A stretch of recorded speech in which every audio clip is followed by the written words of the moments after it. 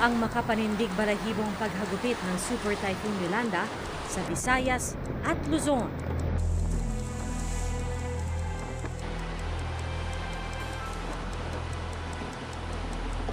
Nung nandun kami sa loob talaga, Ma'am Jess, ng cathedral, talagang iisipin mo, Ma'am Jess, na nakukatasan talaga ng mundo. Sabi ko, Lord, kung ito na talaga yung oras ko, okay po.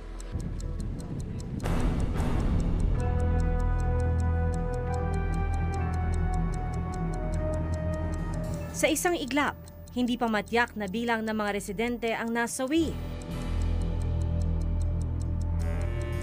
Nasawi sa isang evacuation center matapos na tumaas ang tubig at matrap ang mga bata.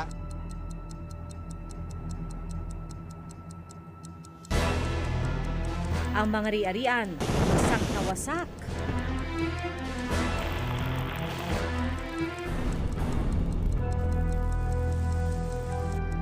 Naparalisa ang transportasyon at komunikasyon.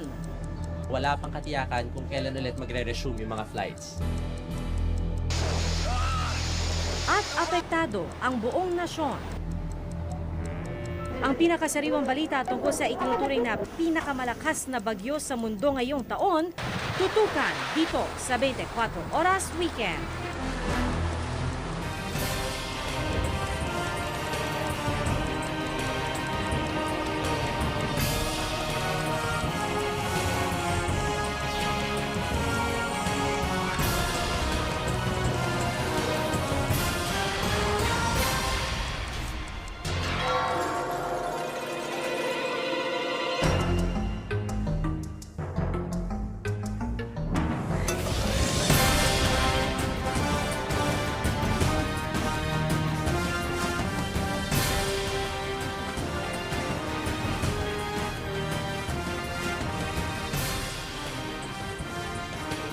Isang araw matapos humagupit sa malaking bahagi ng Visayas ang pinakamalakas na bagyong naglandfall sa kasaysayan ng mundo, tumambad ang iniwan nitong matinding pinsala.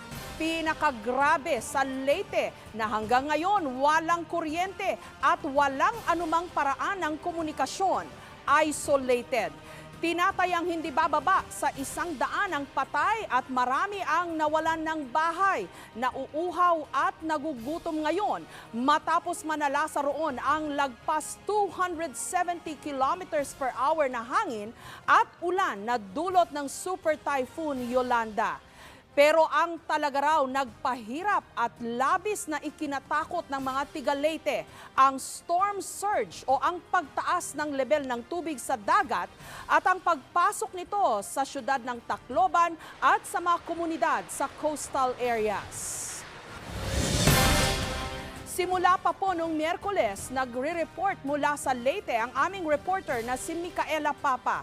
Huli po siyang nakapag-report ng live sa unang hirit bandang 6:00 ng umaga kahapon. Pagkatapos po noon, nawalan na kami ng komunikasyon sa kanya at sa kanyang team. At kaninang 4:00 lang po ng hapon, muli namin siyang nahanap at nakausap. Ikukwento po niya sa atin ngayon ang kalbaryo at bangungot na pinagdaanan niya at ng kanyang team. Micaela, salamat po sa Diyos at ligtas kayo. Jessica, pinakamalakas na bagyo na tumama dito sa lalawigan ng Leyte. Yun nga yung pagkakalarawan mismo ng mga Leyteño dito sa bagyong Yolanda. At isa nga sa pinakanapinsala rito ay yung Barangay Baras na nasa may dalampasigan ng bayan ng Palo dito sa Leyte kung saan natrap nga yung aming team noong kasagsagan ng bagyo.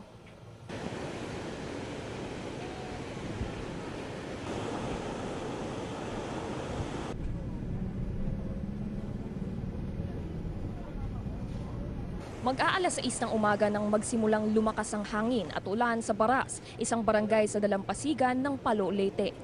Inaasahan namin ng news team na hanggang ganito lang si Yolanda, ngunit ilang sandali lang. Pero walang kakaway.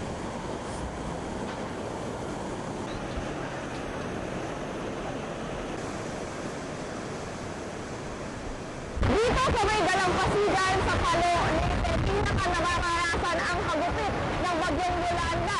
Halos mag-0 low visibility na nga dahil sa lakas ng hangin at ng ulan at hindi naman nakita ngayon di kalayuan ng yung dagat at napakataas nga ng alon kasi hindi umabot ng 5 hanggang 6 na metro.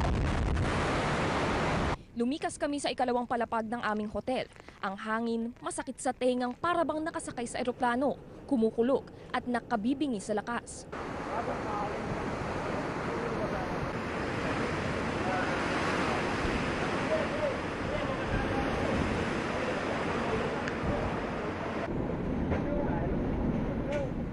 Ngunit wala palang masisilungan mula sa hagupit ni Yolanda. Naisipan tuloy naming bumaba ulit.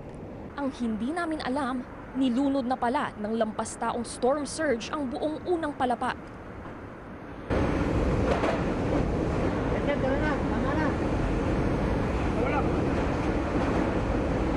Nang bahagyang humina ang hangin pasado tanghali, lumabas na kami sa isang mundong tila nagunaw.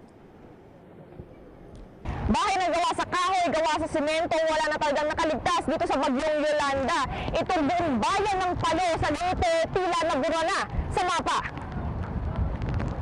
Sa aming pag-iikot, halos 12 bangkay agad ang aming nakita. Mga kumapit sa gate, mga nagtago sa sasakyan. Karamihan sa kanila, mga bata. Si Mark Steven Alba na lang ang nakaligtas sa kanyang pamilya. Yung tubig, pumapasok na sa bahay namin, tapos inanod kami palabas. Nakahawak na kami sa grills dyan ng bintana. Tapos marami kami kasi. Tapos paghampas ng alon, naanod din yung grills sa lakas. Tapos hiwa-hiwalay kami. Pagbalik namin sa hotel, wala na ang aming mga kasama. Ang lahat ng aming gamit, inanod o nalimas na. Lahat ng tao sa aming paligid hindi alam kung saan pupunta o hihingi ng tulong. Dahil wala kaming komunikasyon sa aming mga kasama sa GMA News, nagpasya kaming maglakad papuntang Provincial Disaster Risk Reduction and Management Council. Dito nakatagpo na namin si Governor Dominic Petilla at bumiyahe na kami sa 6x6 ng militar at naglakad papuntang Tacloban kung saan nakita na namin ang team ng kasama naming si Jiggy Manicad. Ang palad ay yung karanasan namin at yung karanasan ni Jessica, yung problema nga dito, yung karanasan namin at yung karanasan ni Mark Steven ay hindi kakaiba dahil kahit sinong kausapin mo dito sa Palo, sa Tacloban, ganito ang ikukwento nila.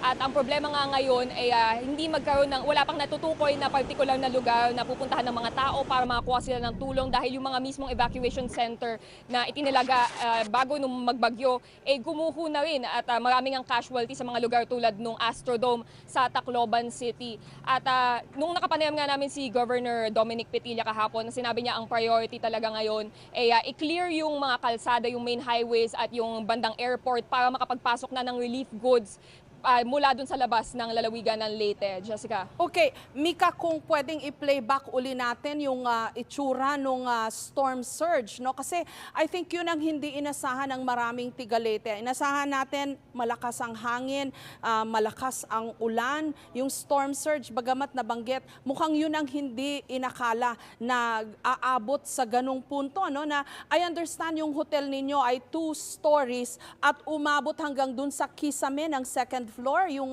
yung tubig dagat na pumasok na. Tama ba yon, Mika? Jessica, yun nga ang hindi nga inaasahan ng kahit sino na magiging ganito kataas yung storm surge. Kasi yung mga nakatira sa mga coastal areas dito sa Leyte, nung aming in-interview, sinasabi nga nila sanay na sila sa baha, sanay na sila sa storm surge. Pero nakakagulat talaga itong taas ng tubig na aming nakita hanggang mga 15 feet nga. So lampas tao talaga. Lampas nga doon sa first floor nung aming hotel, Jessica, at yung mga iba naming kasamahan sa media ay nakakapit na sa trusses nung second floor at kahit ngayon ay nilipad nitong malakas na hangin, Jessica. Okay, Mika, pwede mo bang ikwento sa amin paano kayo nakalabas sa ganoong sitwasyon na pagdungaw mo dun sa terrace nung inyong hotel, dagat na pala yung buong first floor at umabot pa yung tubig hanggang dun sa second floor? Jessica, yun nga ang takot nga ng mga tao sa amin nung una, mababagsakan lang kami nung kisame kasi nakita namin nanginginig na talaga yung kisame at yung salamin, yung bintana ng aming kwarto, isa-isa nang nagsisibasagan. So, yun yung una naming nakitang panganib. Ang una naming inisip, bababa kami, pupunta kami sa first floor para hindi kami mabagsakan ng gamit. Pagdungaw nga namin, ayun, lampas tao na pala yung tubig. So, ang ginawa na lang namin, Jessica, lumayo kami sa lahat ng bintana, lumayo kami mula sa bubong, mula sa kisame, ay hindi kami matatamaan sa ulo. Actually, yung isa naming kasama dito sa technical team ay nabagsakan ng kisame. Pero sa awa naman ng Diyos, gawa lang sa gypsum board yung kisame. So, hindi naman siya na-injure, Jessica. At pag hinintay nga namin na humina na yung hangin, humina na yung ulan, at pagkatapos nito, doon na kami lumakad palabas at naghanap ng tulong, Jessica. Okay, so Mika, umakyat kayo sa kisame hanggang dun sa bubungan ng hotel, tama ba? Ligtas na lugar kasi yung mga kasama namin sa ibang media networks, nung umakyat sila sa kisame, napilitan silang bumaba dahil ilang sandali na lang biglang nilipad yung kisame, linipad yung bubong kasama yung trusses nitong hotel namin. So kung makikita niyo yung hotel namin ngayon, pader na lang yung nakatayo. So parang we just braced ourselves against the wall, kahit yung bubong ay hindi safe para pagtaguan, Jessica. Okay, and nung pagkaalis nyo dun sa inyong hotel at kayo'y naglakad na paalis, no? Nakita nyo yung maraming patay. Sa tansya mo, Mika, dun sa binaybay nyo, naglakad buong araw ngayon. Kasi hanggang ngayon hindi malinaw. Ang quoted lang is Colonel Andrews of the CAAP na nagsabi na sinabi raw ng tao nila na 100 yung patay na nakita nila sa mga kalsada ng Tacloban. Pero sa nakita ninyo, sa eyewitness accounts ninyo, makakapagbigay ka ba ng somehow, no? Ballpark figure on an estimate kung ilan ang mga kababayan nating nasawi dito sa bagyo at dun sa delubyong storm surge nga na hindi inasahang pupunta dyan sa maraming dalampasigan ng Leyte? Jessica, siguro bukod dun sa nabanggit niyong figure na hundreds along the highway mismo, I think at least 100 more ang casualties dito sa aming nakita pa lamang. Kasi sa Palo, yung mga nagkalat sa labas ng iba't ibang bahay, mga siguro mahigit 20 kami, halos 30 casualties. Doon naman sa may Tacloban, may mga ilan din daw na nabagsakan doon sa Astrodome. At sa iba't ibang evacuation centers din dito sa Palo, may mga nabagsakan din at namatay. So I would venture at least 100 more, Jessica. Okay, so kahit pala, Mika, yung mga inakalang evacuation center na pinakaligtas at pinakamatatag na structures dyan sa Palo at kahit sa Tacloban, bumigay dito sa lakas ng super typhoon. Tama yan, Jessica. Ito ang Palo Cathedral sa likuran ko kung saan nandito nga sila Love Anover kahapon. Yun nga, yung mismong bubong ay lumipad. Yung sa Palo Elementary School, I believe, nagbagsakan din yung ibang parts. Yung Astrodome sa Tacloban City, yung ilang parts around the exterior of the Astrodome ay nagsibagsakan din. So yun nga, wala talagang naka-anticipate nung lakas ng hangin at yung taas ng storm surge na dala nitong bagyong si Yolanda. Kung kaya naman wala talagang lugar na naging ligtas dito sa bagyong ito, Jessica. Okay, mamaya ipapakita natin yung mga kababayan natin na nandyan sa yung likuran para makita sila ng kanilang mga kamag-anak dito sa Maynila at sa iba pang mga lugar. Kasi wala pong forms of communication ngayon sa buong Leyte. At I understand itong ating satellite na ginagamit po ng aming team, ang ilan lang sa ilan na form of communication ngayon. Kaya pakisabi lang sa mga kababayan natin dyan sa likod mo, Mika, mamaya ipapan natin yung camera, makikita yung kanilang mga mukha para ma-assure naman yung kanilang mga kamag-anak dito sa Maynila at sa iba pang mga lugar na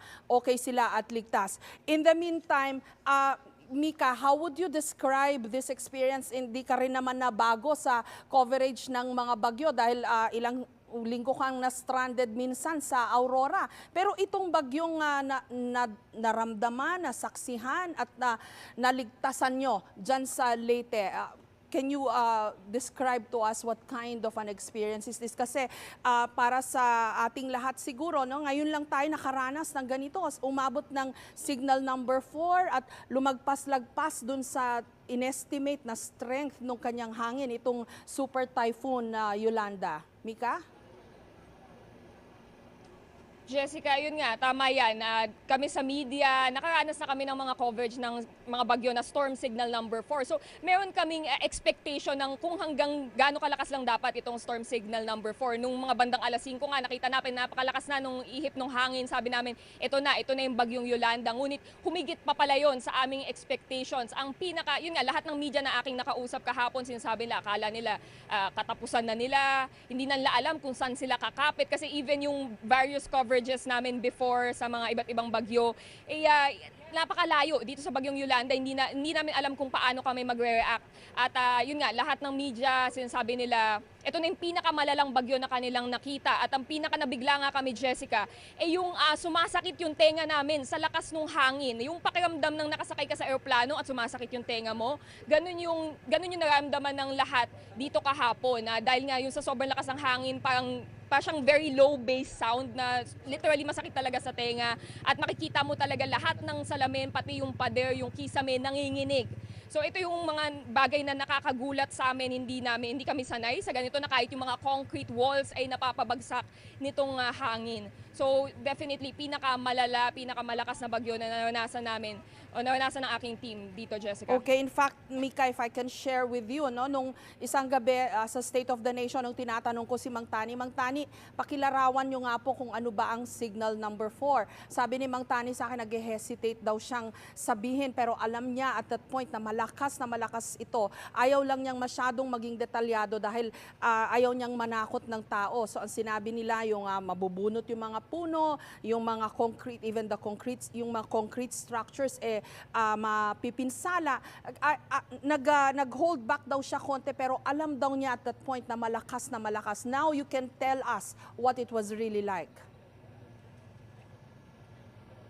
Oh, Jessica, yun nga, bukod dun sa malakas na hangin at malakas na ulan na naranasan namin, yun nga, ang pinaka-nakakatakot dito, para siyang lindol kung saan umuuga talaga lahat ng mga bagay sa paligid namin. Yung mismong hotel na tinutuloy namin na made of concrete, yung pader niya nagva-vibrate, yung salamin ay nababasag mag-isa. At yung mga TV, yung mga lamesa na nasa isang kwarto, pagbaba namin sa lakas nung alon, napakabilis nung alon, nung storm surge, pagkakita namin dun sa mga TV ay nakalagay na sa banyo ng ibang kwarto, Jessica. At actually yung sapatos ko nga ay nakita ko sa magkakaibang kwarto ng hotel pagkatapos namin magkalkal. So, ayun, it's really something, mahirap siya i-describe kasi it's something we've never seen before. Ayun lang ang nababanggit ko, yung mga physical napansin namin, yung lakas ng hangin, yung minsan yung hangin sobrang sakit na dahil may dala na siyang tubig alat, parang yung ulan tuloy maalat na at yung hampas niya sa mukha mo, para ka nang hinihiwa. At yun nga, yung pinaka-noticeable, yung masakit siya sa tenga sa sobrang lakas nitong hangin, Jessica. Okay, Mika, now gusto nating bigyan ng pagkakataon yung mga kababayan po natin na nandyan sa iyong likuran. Pakisabi lang sa ating cameraman, pati yung ating lumahawak ng ilaw, no, para makita ng mga kamag-anak nila na okay sila. Papan lang natin yung camera natin dyan sa iyong likuran. Mika? Okay. Pakisabi lang yung mga nasa likuran, ipakita yung mukha nila. Ayan. Para yung mga kamag-anak sa nila Manila, sa ibang lugar dahil walang yung mga cell may sites. kamag-anak sa Manila na gustong ipaabot sa mga kamag-anak nila na okay sila. Kasi wala pong cell sites Ipapakita ngayon, namin down kayo lahat. sa camera para mapanood kayo ng mga kamag-anak nyo sa Maynila. Hindi sila makapag-text, walang cellphone, walang internet. Tama yan, Jessica. Ito lang ang tanging paraan para yung mangilan-ngilan natin at least, no, may ilan, handful dyan sa likuran mo, Mika, na makikita ng kanilang mga kamag-anak at I'm sure malaking relief ito para sa kanila na makita na okay ang mga kamag-anak nila dyan sa inyong kinaroroonan sa Palo, Leyte. In the meantime, okay na, pakita na natin lahat, no? Maraming salamat sa iyo at ingat Yes, kayo Jessica. dyan sa Leyte, Micaela Papa. Kuhang-kuha rin po ng kamera ng team ni Jiggy Manicad ang hagupit ng Super Typhoon Yolanda sa Leyte. Sa paglalarawan po ni Jiggy, para raw silang nasa loob ng washing machine noon nung lumipas ang delubyo at malakas na hampas ng hangin. Tumambad kay Jiggy at sa kanyang team ang impyernong iniwang bakas ng bagyo sa syudad ng Tacloban hanggang sa bayan ng Palo na kanilang nilakad ng 6 na oras. Mula pa rin sa Leyte, narito po si Jiggy Manicad para ibahagi sa atin ang kanyang nasaksihang napakalawak at napakatinding pinsala. Jiggy? Ma'am Jess, mga bandang 4:00 ng madaling araw nang unang maramdaman natin ang bugso ng malakas na hangin dito sa Tacloban at hindi nga nagtagal ay naging mas malakas ito at tila ba paikot-ikot ang hangin. Makikita niyo po dito sa video ito ang isang waiting shed na gawa sa bakal na dahan-dahang pinadapa ng malakas na hangin na tila ba buga mula sa makina ng isang jumbo jet. At itong punong ito ay parang toothpick na pinutol sa gitna. Isang puno po yan ng nyog, isang matandang puno ng nyog na pinutol sa gitna. Ito pong simbahang ito ay kuha ng team ng Satellite News Gathering Team dito po sa Leyte at ito po ay video ni Marvin Avendaño at Mel Dizon. Makikita nyo dahan-dahan bumabagsak ang mga bahagi ng kisame ng katedral na yan sa Palo, Leyte at hindi nga po nagtagal, ilang minuto lamang nakalipas, ito na ang inabot ng simbahang yan, halos sa mabalatan ang mismong bubungan ng simbahang yan. Sa mga sandaling yan, habang kinukunan po ni Marvin at ni Mel ang videong yan, ay nasa sa likod, nasa sa tabi nila ang grupo ni Love a New Bear at nagkukubli po sila sa isang sulok sa pag-akalang magiging ligtas po sila. Ito naman po ang lobby ng Leyte Park Hotel kung saan nakuna naman po yan habang humahagupit ang malakas sa hangin. Matapos po ang pagkuhang yan ng magliwanag, ito ang tumambad sa amin, mga labi ng mga biktima sa mismong coastal area, sa coastline lamang po ng hotel at hindi bababa sa 11 kagad ang nakita naming nasawi mula sa mga hotel, mga bahagi ng restaurant at mga natabunan din ng basura sa bahaging iyan ng Tacloban. At kanina rin po nakita din natin kung gaano kawalan na ng control dito sa mismong syudad ng Tacloban dahil ang nangyayari po ngayon ay nagkakaroon na ng massive looting sa mga lugar na yan. Pero bago po yan, papakita po natin na ang aming po mga dadaanan ay mga labirin ng mga biktima, hindi lang po mga tao, kundi po mga hayop na nagkalat sa tabing daan. At ngayon nga po ay ipapakita natin sa inyo yung massive looting na nangyayari dito po sa may Tacloban dahil nga po sa gutom, uhaw at kawalan ng gamot ng mga naging biktima ng bagyo ay kanya-kanya po sila ng diskarte at karamihan sa mga naging biktima rito ay binubuksan, puwersahan binubuksan itong mga grocery, kung ano man mga tindahan ang matsyempohan nila na nakatiwangwang. Ito po, makikita nyo mga bata mismo ang nangunguna sa pangunguha kahit ano po, soft drinks, mapatinapay, mapapati ng isang burger stand na yan ay hindi po pinalusot ng mga nagnanais sa makakain at wala pong pumipigil ng mga pulis dyan, wala pong presence ng pulis, walang presence ng military dito sa lugar na ito para pigilan ang kawalan ng kontrol sa sitwasyon na yan. Sa susunod pong video na ipapakita namin ay isang malaking grocery kung saan puwersahan din po yung binuksan ng mga residente. At yan nga po ay hindi lamang po yan, meron po mga mall sila na winasak na dito, mga fast food chain. Nadaanan po natin dito mga ATM machine na binabaklas po nila.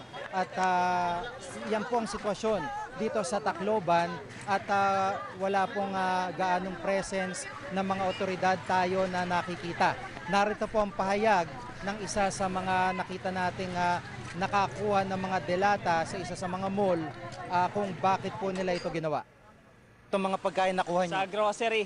Kasi okay lang daw kunin yung mga pagkain, basta wag lang yung dry goods, yung mga damit, yung mga basta yung mga appliances nila. Pero yung mga pagkain okay lang daw. Kinuha niyo na? kinuha na. Kailangan eh. Marami kayo, maraming kumuha. Maraming tao pa doon, maraming tao. Hirap ano? Hirap Hirap po. Namatayan nga kami eh. Kailangan salbahin din yung mga buhay namin kahit paano.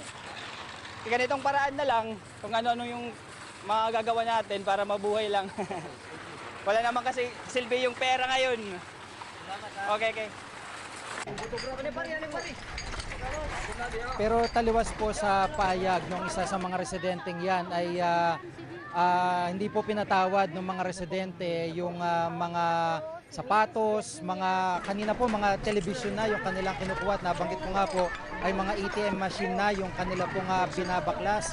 So ganito po ang sitwasyon ngayon sa Tacloban dahil po sa pangyayaring ito na pananalanta ng bagyong Yolanda, Ma'am Jess. Okay, GK, usual scenario itong mga nakikita natin dun sa mga ibang mga lugar na rin na sinalanta ng kalamidad. Pero I think what I want to understand, and I'm sure kahit yung mga kababayan natin, somehow in the midst of chaos, in the midst of this calamity and its aftermath, meron bang nakikitang somehow sense of order? Yun po ang problema dahil nga sa bagal ng dating ng mga relief goods, sa kakulangan, sa kawalan ng komunikasyon, actually yung lugar kung saan nagkaroon ng looting ay isang pulis lamang yung naka-duty at nung kausapin nga natin siya ay kumbaga parang nagkibit-balikat na lamang siya at sinabi niya na hindi niya kayang kontrolin yung crowd sa kagustuhan nilang kumain at makainom. So kanina, merong dalawang C-130 na dumating dito bagamat hindi natin alam kung ano ang daladala nitong C-130 na ito. Pero sa dami ng apektado, wala tayong nakita na maayos na bahay o maayos na establishmento ay karamihan sa mga napakaraming mga biktima rito ang nangangailangan talaga ng pagkain, gamot, tubig at mabilisang responde ng mga otoridad at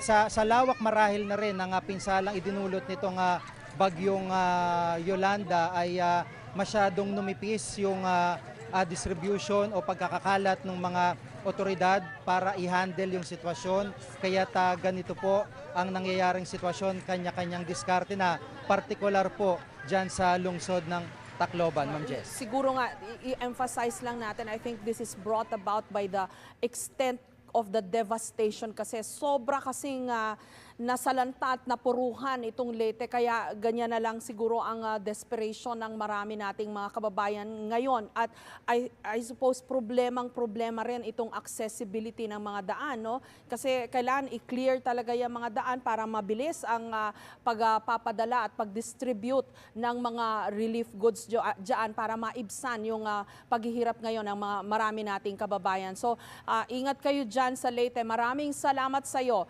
Jiggy Manikad. Nasa Leyte rin po si Love Anyover nung tumama ang super typhoon. Nagkubli siya at ang kanyang team sa inakala nila'y pinakaligtas na lugar sa bayan ng Palo. Ang cathedral na hindi nagtagal, hindi rin nakayanan ang hagupit ng super bagyo. Ang hangin dito ay para ka na sa loob ng washing machine, talagang paikot-ikot sa nakalipas na 30 to 45 minutes. Nagkakaroon ng mga malalakas na pag-ulan ngayong umagang ito at nagkakaroon din ng mga malakas na mga pabugso-bugsong paghangin.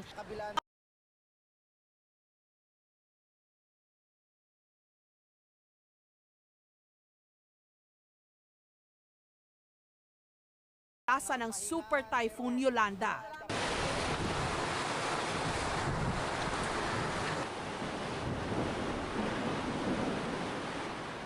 Buong araw namin silang sinikap tawagan pero hindi sila na-contact. Pasado alas 8 ng gabi, papatapos na ang programang 24 oras nung nakapasok sila sa linya. Jiggy, kamusta na kayo dyan, bata? Mike, mula Tacloban ay nasa 6 na oras ang nilakad natin para makaabot dito sa satellite setup ng GMA News dito sa Palo, Leyte. At Pero dahil sa kulang na sa oras, ipinagpatuloy ni Jiggy ang kanyang report sa programang State of the Nation. Dito na nila napakita ang nakakakilabot na hagupit ng bagyo.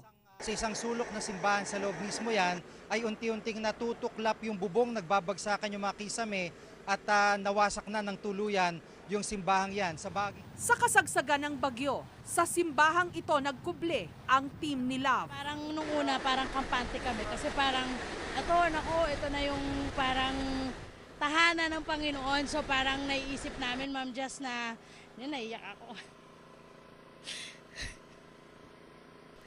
Okay lang, Love. Sige, alam ko mahirap po para kay Love ito dahil taga ron po mismo si Love sa Leyte. Nung nandun kami sa loob talaga, Ma'am Jess, ng cathedral, inisip namin ako, mukhang ito na kaya ang katapusan namin dito na kaya ako mawawala ng buhay. Ako talaga, Ma'am Jess, nag-surrender na ako. Sabi ko, Lord, kung ito na talaga yung oras ko, okay po. Sa paglalakad naman ng team ni Jiggy Manikad ng 6 na oras mula Tacloban City hanggang bayan ng Palo, nasaksihan nila ang tindi ng pinsala. Ang isa sa mga ama na bitbit ang kanyang nasawing anak, 6 na taong gulang na batang babae po yan, nasawi sa isang evacuation center matapos na tumaas ang tubig at matrap ang mga bata. Pinaka nakapanlulumo sa lahat, mga buhay na nawala. Doon pa lamang sa tabing dagat ng hotel na aming tinutuluyan, 11 na po agad yung pong aming nakita. At doon po sa eskwelahan na aming nadaanan, meron pong 10 agad doon, kumpirmado yun. At meron pa pong 12 agad dito sa may isang simbahan sa may Tacloban. Sa ngayon, tubig, pagkain at gamot ang kailangan ng mga residente. Hindi lang sa Tacloban at sa Palo, kundi maging sa iba pang bayan ng Leyte, lalo pa yung mga nasa coastal areas. Susunod ang sitwasyon po naman sa iba pang mga lugar na binayo ng Super Typhoon Yolanda. Kamustahin natin, tutok lang mga kapuso, dito sa 24 Oras Weekend Special Edition.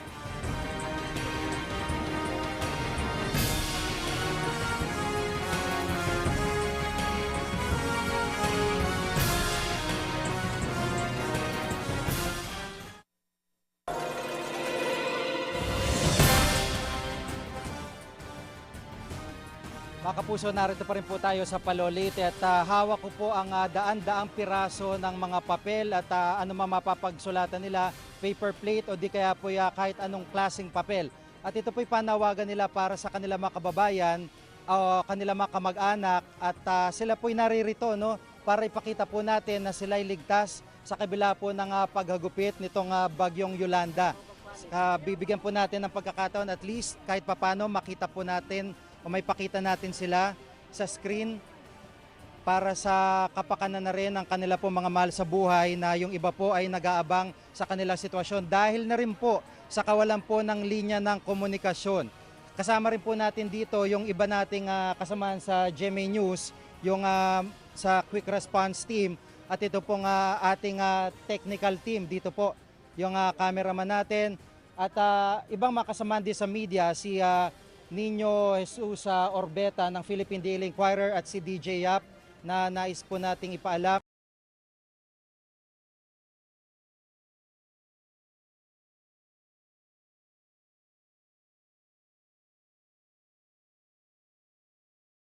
Sa ABS-CBN na si Atom Araulio at ang kanyang team na ipaabot na maayos po ang kanila kalagayan at all accounted for po. Ito po nga team ng GMA, mga miyembro po ng GMA Kapuso Foundation, yung aming pong technical team, yung kami pong mga reporters, mga cameraman at lahat-lahat, pati po sa pagkakalam natin yung mga miyembro po ng TV5. So sa panig po namin, nasa maayos po kaming kalagayan at ito po mga kababayan natin, nais po din nilang ipaabot na nasa mabuti silang kalagayan.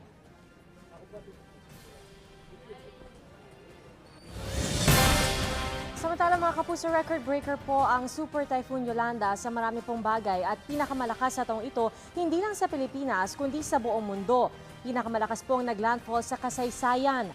6 na beses din itong naglandfall sa 4 na probinsya sa Visayas at isa sa Luzon mula Eastern Samar hanggang Palawan bago ito dumiretso ng West Philippine Sea. Ang Daan Bantayan sa Cebu ang ikatlong pinaglandfallan ng super bagyo at nakunan pa na ating news team doon ang aktwal na pagliligtas sa mga residenteng naipit sa nagibang bahay. Nakatutok si Greggy Magdadaro ng GMA Cebu. Ganito na kalakas ang hangin nang abutan kami ng ikatlong landfall ng Super Typhoon Yolanda sa National Highway sa Daan Bantayan, Cebu.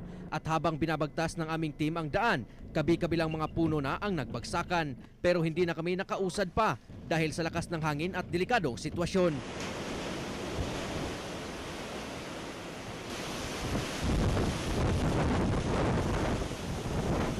Kaya huminto muna kami sa isang kapilya.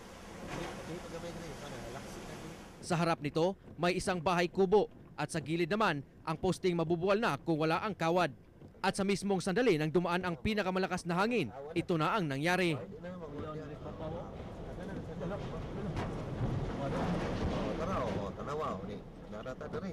Ang kisami naman ng kapilya. Nagpasilong may napaisin, nagakabir na mo, pero karon wa na. Sa pag-alis ng mata ng bagyo, siyang pagtambad naman ng dilubyo.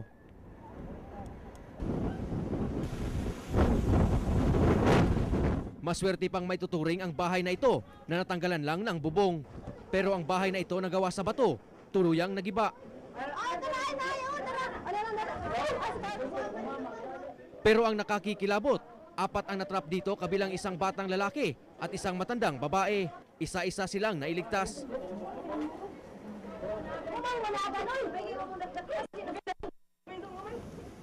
Sa aming pag-iikot, tumambad palalo ang pinsala sa buong bayan.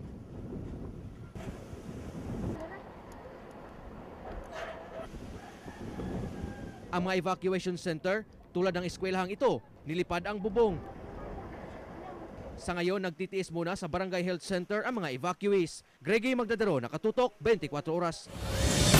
Nasa state of calamity na ang buong probinsya ng Iloilo dahil sa lawak ng pinsalang tinamo mula sa Super Typhoon Yolanda. At kitang-kita po ito sa aerial inspection. Nakatutok si Fabian Paderes ng GMA Iloilo. Sa aerial inspection ng Iloilo Provincial Government at Tactical Operations Group 6 ng Philippine Army, kita ang mga nasirang bahay, mga sasakyan, mga paaralan at malalaking establishmento ang nasira dahil sa lakas ng hangin. Ang mga daan patungong Capiz at Calibo, Aklan, hindi pa madaanan dahil sa baha. Nagbaha rin sa Pasig City at umapaw rin ang tubig sa isang tulay sa bayan ng Dueñas. Ang palay at ibang pananim hindi na papakinabangan. Mismo ang GMA News team natin dito sa Iloilo, halos 24 oras na na-stranded sa bayan ng Estancia kung saan nabuwal ang mga puno at nawala ng kuryente. Nitong umaga lamang naging passable ang mga kalsada sa lugar. Malaki rin ang pensala sa katabing bayan ng Concepcion. Kagabi, pinalikas ng mga otoridad ang mga residente sa gilid ng Haro River na umapaw na. Tinatayang nasa 50 pamilya naman ang pansamantalang tumira sa 2 sementeryo sa bayan ng Banate. Ang mga residente sa mga nicho na humiga. Kahit daw mahirap at nakakatakot, wala silang magawa dahil buhay nila ang nakataya. Kalabot ang tubi mo. Amoy nang diri kami, tapos ato sang pranks diri man kami mo. Komportable man kamo di? Hindi man tay kami komportable ti, way na kami kadtuan mo. Hindi naman bababa sa 1,500 residente ang dinala sa evacuation center sa bayan ng Zaraga. Pero agad din silang nakauwi matapos humupa ang bagyo. Sa kabuuan, 20 bayan sa Iloilo ang napinsala. Sa ngayon, isinailalim na sa state of calamity ang buong probinsya ng Iloilo. Namigay na ng relief goods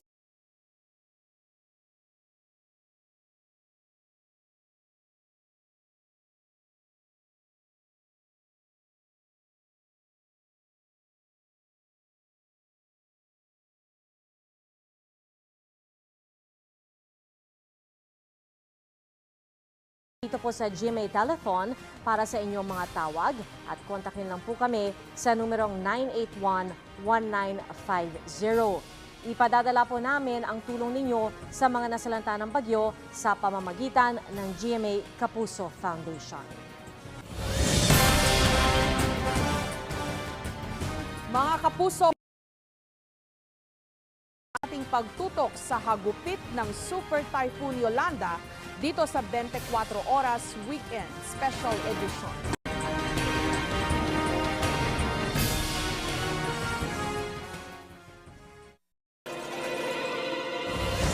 Tupos din pong napinsala ng bagyong Yolanda ang probinsya ng Aklan, kabilang po ang pamosong isla ng Boracay. Ang ilang turista na bilib sa katatagan ng mga Pilipino sa gitna ng unos. At nakatutok doon live si Steve Gailisa. Steve? Pia, habang bago tayo sumayin-papawid, kinumpirma sa atin na 7 na ang patay dito naman sa probinsya ng Aklan. Yan ay mula sa ulat ng 6 na munisipalidad na nakapag-report na sa PDRRMC. Yung natitira pa doon sa 17 mga munisipalidad dito ay hindi pa nakakapagbigay ng report so far. Kaya inaasahan nila may posibilidad na tumaas pa yung bilang ng kanilang mga casualty pa o mga nadagana ng kanilang mga bahay sa kasagsagan ng paghagupit ng Super Typhoon Yolanda dito naman sa probinsya ng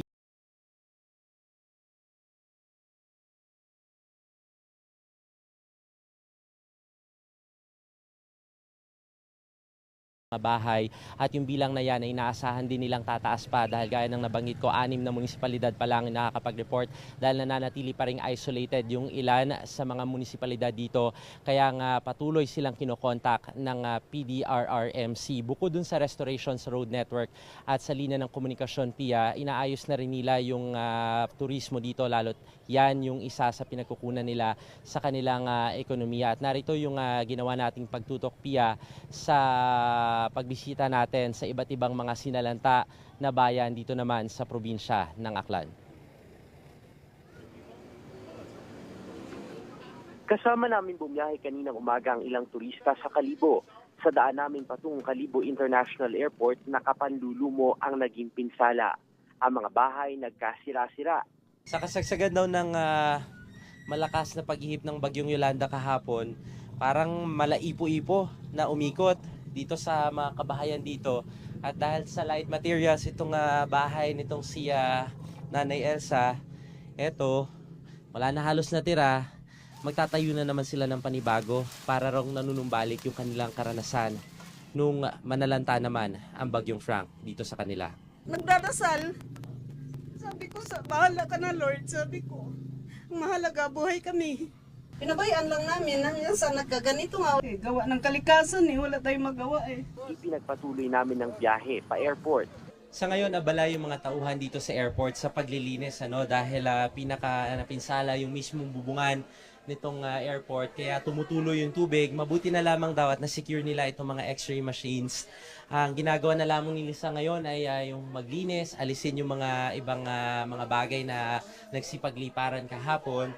At sa ngayon, napakarami ng mga turista ngayon dito sa labas. Ito, nasa departure tayo. Marami yung mga turista, mga umaasa na sila makakasakay pabalik ng Maynila. Ang kaso nga lang, wala pang katiyakan kung kailan ulit magre-resume yung mga flights. Ito yung isinasagawa pa lamang under construction na bahagi ng Kalibo International Airport. Pero ito, dito napadpad yung Makayero. Ito naman yung kanilang arrival area. Yung mga bubungan, yun yung medyo na-damage talaga. So, yan yung kinakailangan pa nilang kumpunihin para nang sa gayon ay maibalik sa operasyon itong kanilang paliparan. Pagkatapos, tumuloy na kami pakatiklan. Andito tayo ngayon sa National Highway sa bahagi ito ng bayan ng Makato, dito pa rin sa Aklan. At sinisikap ng mga taga-DPWH na i-clear na yung area para makadaan yung mga galing ng Kalibo patungo sa Malay kung saan naroroon yung Boracay. Marami kasi sa mga poste at puno ngayon nagtumbahan, kaya ito, ginagawa ng DPWH, yung mga sumabit na kable dyan, pilit na lamang nilang tinatalian. Maging yung punong ito kasi nangangambang matumba. So lahat ng mga yan, sinisikap nilang matapos ngayong araw para nang sa gayon, maklear na itong highway na ito. Andito tayo ngayon sa bahagi ng highway dito naman sa bayan ng Ibahay at hindi pa ito ganong nadadaanan ng mga nagki-clearing operations. Marami sa mga puno yung natumba. We are frankly quite amazed with the ability of the country to get back up and running very quickly. We get a lot of hurricanes in the United States, and we're famous for kind of being responding a little slow, particularly. Binayo rin ng malakas na hangin at ulan ng Rojas City sa Capiz kahapon. Ang isang bahay natanggalan ng bubong. Naglaglaga naman sa mga kalsada ang mga yero mula sa mga bahay. Umambalang din ang mga natumbang puno. Nawalan din ng supply ng kuryente sa Capiz dahil sa mga natumbahang poste. Kaya mga motorista dahan-dahan sa pagmamaneho para hindi madisgrasya.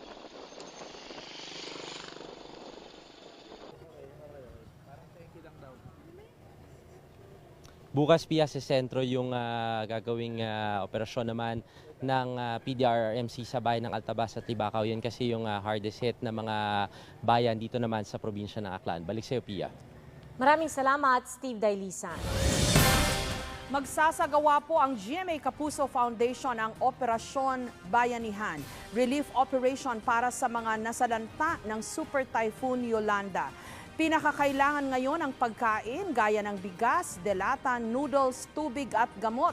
Pati na rin mga damit, kumot, banig, sabong panligo at panlaba, bagong underwear, tuwalya at tsinelas. Maari po ninyong dalhin ang inyong mga donasyon sa tanggapan ng GMA Kapuso Foundation sa 2nd floor Kapuso Center GMA Network Drive, corner Samar Street sa Quezon City. Maari rin po kayong tumawag sa 928-4299 o 928-9351. Pwede rin po kayong magpunta sa GMA Kapuso Foundation Warehouse sa Tandang Sora Avenue, Barangay Culiat sa Quezon City sa 931 kayong magdeposito sa anumang branch ng Metrobank, UCPB, PNB at Cebuana Luwilye. Wala pong service fee na ibabawas sa inyong donasyon sa GMA Kapuso Foundation. Tax deductible din po ang inyong donasyon. Maaari rin po kayong tumawag sa GMA Kapuso Telephone sa numerong makikita ninyo sa inyong TV screens. At kung meron po kayong mga kamag-anak o kakilala sa mga lugar na naapektuhan ng bagyong Yolanda mula nung magupit ito, maaari nyo pong i-report yan sa aming Missing Persons Database sa GMA News Online. Pumunta lang sa GMA News Online sa URL na nasa inyong screen. Sisikapin din po naming ipakita sa pamagitan ng aming mga programa dito po sa GMA, gayon din po sa GMA News TV, ang mga survivors nito pong hagupit ng bagyong Yolanda sa Leyte at sa iba pang mga probinsya. Dahil sa Leyte po ay medyo kapos po ang gasolina dun ngayon, kaya't sisikapin po namin sa abot ng aming makakaya na kapag kami po ay nakakuha ng sapat na gasolina para sa aming satellite equipment ay ipapakita po namin yung mga mukha ng mga survivor at sisikapin din po namin iparating ang mga mensahe sa kanilang mga kamag-anak para malaman po nila na sila'y ligtas. At yan po ang espesyal na edisyon ng 24 Oras Weekend. Para sa iba pang mga balita, tumutok sa GMA News TV Channel 11. Pwede rin po kayong mag-log on sa aming websites. Tumutok din po sa Super Radio DZBB at iba pang istasyon ng RGMA. Sa mga Pinoy abroad, manood lang po ng GMA Pinoy TV, GMA Live TV at GMA News TV International. Mula po sa tahanan ng katotohanan, ako po si Jessica Soho, kasama sina Pia Arcangel at si Jiggy Manicad. Ito po ang GMA, walang kinikilingan, walang pinoprotektahan, walang kasinungalingan, serbisyong totoo lamang. At dahil hindi natutulog ang balita, nakatutok kami 24 oras.